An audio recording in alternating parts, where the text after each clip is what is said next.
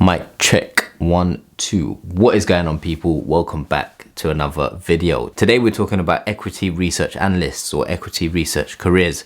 And for those of you that are new around here, the structure of these videos is as follows. I reach out to someone in the industry and I ask them two questions. One is, what are your two most favorite things about your current role?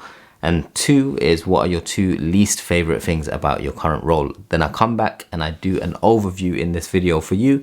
And then at the end of the video, I tell you what their two favorite and two least favorite things are about their role. Also, in the first link in the video description, there's going to be a free guide for you to download. So that's basically an overview of what we talk about in the video. You can print it out, read it. If you've got an interview, whatever it is, it's basically a free resource that will hopefully be helpful for you. The last video was on leverage finance, credit risk management. Lots of you downloaded that file. If it is useful, let me know in the comments below. And also let me know what careers you want me to explore and do videos on in future videos. With that, let's get straight into it. All right, so it's important to break down equity research analyst. Equity, otherwise known as, a piece of a company or stock. Research is when you are carrying out an investigation or studying something in order to draw a conclusion.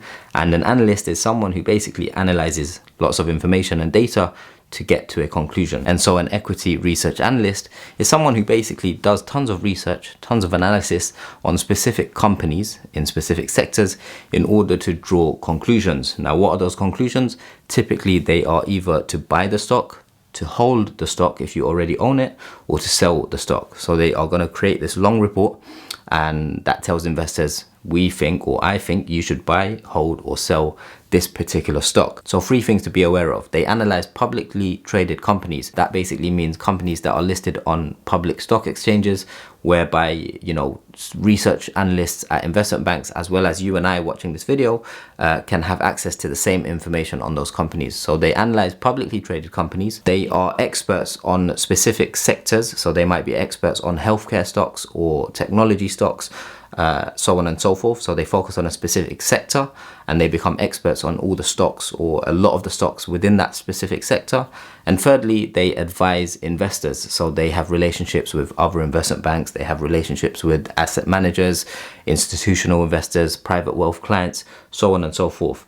So they analyze publicly traded stocks. They are experts on a sector and they have relationships with investors. Now, if we dig a little deeper, what exactly do they do? A major part of the role of an equity research analyst is company analysis.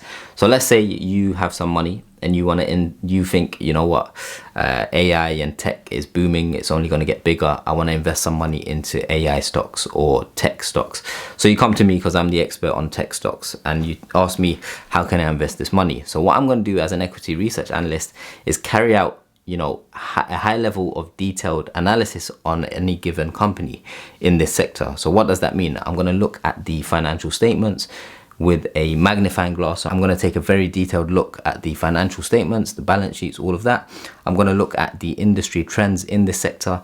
I'm going to look at the specific company. Let's say it's Apple, for instance. I'm going to look at the executive office, the C-suite, the senior executives, the management team running this company, and do a detailed analysis on each individual to see if they are likely to take the company to the next level or if they're going to be a risk factor for the company and hold it back from growing, for example. So after looking at financial statements, industry trends, competitive positioning, and the management team, as well as lots of other things, I'm going to come to a conclusion. I'm going to be like, I'm going to create a report and say, I think it's a good investment. I think it's, not a good investment, or I don't really have an opinion on it right now, so I don't recommend that you buy or sell.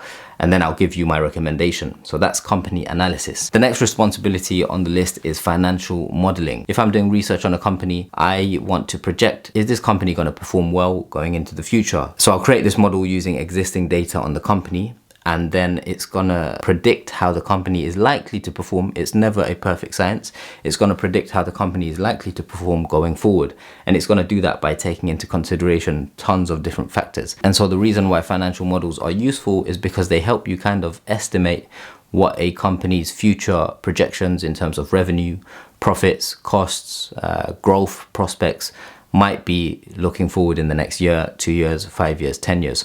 Obviously, it's easier said than done, but it's better to have an idea through a financial model, then kind of have no clue whatsoever and just guess at how you think the company is going to perform over the next 5 or 10 years. All right, and then we've got industry research. So let's say I am a equity research analyst covering tech stocks, and I've got 30, 40 companies that I'm covering. These include Microsoft, Apple, etc., etc.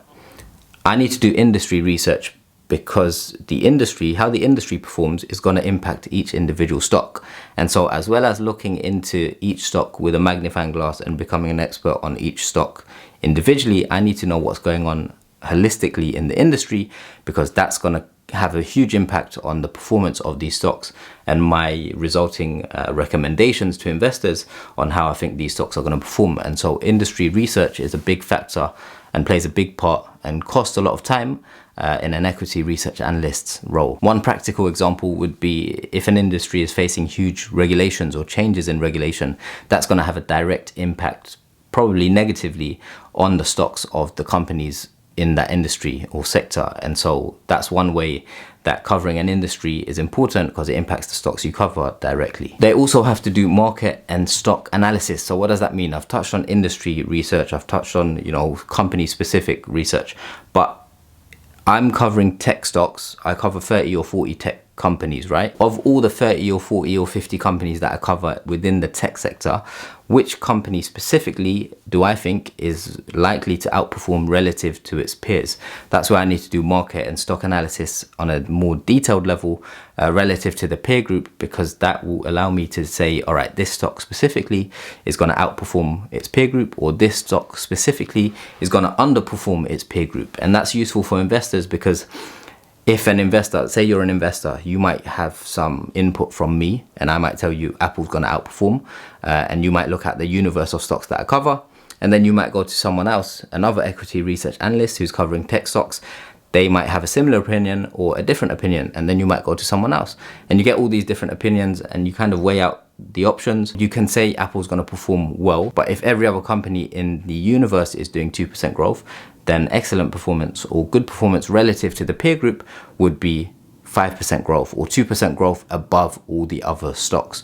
So relative performance among the peer group is very important. All right, so if you are a research analyst, you are going to do all this analysis, all these research, you're going to plow through tons of data and online material, and then you need to kind of produce something, right, to show your findings, show your analysis, give points for and against your argument, and in essence summarize all your findings, right? And so that means you have to produce a report. So every single research report is going to be tons of pages long.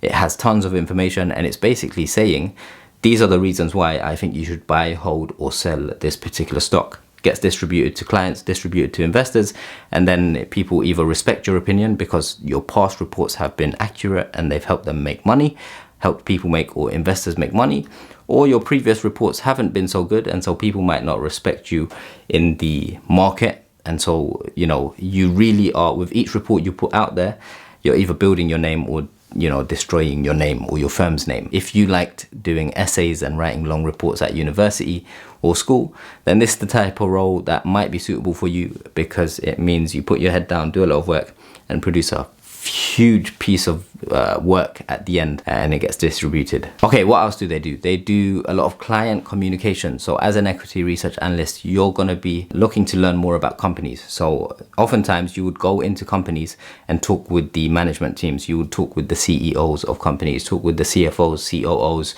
directors, so on and so forth. And the reason you do that, you interview these people to get an idea of what they have planned for that company. So then you could go back to your report and say, growth prospects might be positive or are positive because they are planning X, Y, and Z.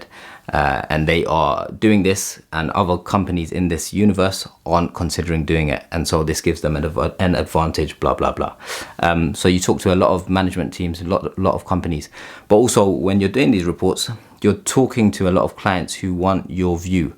You're talking to a lot of people within the organization who might have a client who wants to know a bit more about tech companies or healthcare companies or consumer goods companies. All these questions will come to you because you're an expert on this specific universe or sector. And so you do a lot of internal meetings, a lot of client interactions, and you do a lot of communication. So communication skills are very important as well. It's not just head down writing reports. You need a good balance of both skills. Last but not least, you're going to need to do continuous monitoring. Now, what does that mean? All the companies that you cover and every single report you write, you're going to have to continuously go back to them or keep up to date with what's going on with that company in the market. You're going to have to keep up to date with earnings releases. You're going to have to keep up to date with news specific to the industry or the company. You're going to have to keep up to date with any other relevant events that are tied to that company. Markets are continuously changing. The world is continuously changing. And so with these changes, you're going to have to go back into your financial models and update them so they reflect the change in the world having an impact on that company specifically. And then that means a new report will be produced reflecting that update, positive or negative, whatever it might be. And then it might change your view or perspective on this company being a buy to now being a sell or a hold. All right, so now let's talk about the 2 favorite and 2 least favorite things that the equity research analysts that I reached out to mentioned that they like and dislike about their role. 2 favorite things. So first is you get to learn about how companies and consequently the world is changing from leaders in the field, and get to speak to CEOs and CFOs who are leaders in their fields about this. So yeah, it's not every day that you go to work and then you get exposure to, you know, individuals running huge companies, CEOs, CFOs, so on and so forth. So getting that exposure is not only interesting because you get to find out, you know, about what's going on in companies before other people and how leaders are thinking about growing and developing companies, but also, you know, you get exposure, you learn a lot from these individuals. CEOs and CFOs are senior individuals who can teach you a lot, and so it's kind of good to be around those individuals. So yeah, you don't get that exposure in other types of roles. All right, the second thing they mentioned is you have more control over when you work because you work quite independently. So if you prefer mornings, evenings or weekends, you can be quite flexible as long as you get your work done. Do you like to work independently? Do you like to work, you know, on your own, in your own time to get things done? In this instance, you know, if a report needs to get done, work on it as much as you want, as little as you want, as often as you want, as long as it gets done. So it doesn't mean you need to be on your desk 9 to 5. You're going to be out on meetings, meeting with CEOs, etc. But as long as you get the work done, you have that independence. But it comes with a lot of responsibility, because that report needs to get done by a certain date or time, and so people are going to be waiting on that. It's kind of like doing a dissertation or a long project at university. You know you need to get it done, and it requires independent work in your own time to get it done. If you like the sound of that flexibility and independence, then this might be a role worth considering for you. All right, now the 2 negatives or the 2 least favorite parts of the role. Your work is never done, so you never get a sense of completion, because even after you analyze a company, things can change and your whole thesis could be wrong. Lots of different things happen to companies. Like you might finish a report today and then the company might get acquired, or it might go through a merger, or there might be a drastic change. Something might happen in the world that completely changes the outcome of your report. Whether it's a scandal, whether it's, you know, geopolitics, whether it's a pandemic, all these things impact your report. Your work will never be done until you stop covering the company or the company doesn't exist anymore. And the second least favorite part they've mentioned is performance isn't always correlated to hard work, because sometimes very unexpected things can affect stock prices, and you are predominantly measured on your results, not on the work that you did. Yeah, once again, imagine you've just covered a company, you've done a report and you recommended buy it, and then a pandemic like COVID happens and it completely destroys the company, and then the stock price goes down. You've recommended buy, people bought, pandemic happened, stock price went down. So it makes you look bad, makes your performance look bad. Pandemic, COVID is an extreme example. It's tricky, you can't do anything about it. I guess it's part of the role. It makes sense to be one of the least favorite parts of the role because it's kind of out of your control. Imagine you've written a 60, 70 page report and then something happens in the market or in the world and it completely makes your report redundant. That would be so frustrating because so many hours go into that report. So I kind of totally understand that. All right, that's the end of this video. If you made it to the end, give it a thumbs up and make sure you download the free 7-page guide. First link in the video description. Let me know what careers and roles you want me to cover in future videos. And with that, I'll leave you to it. Peace.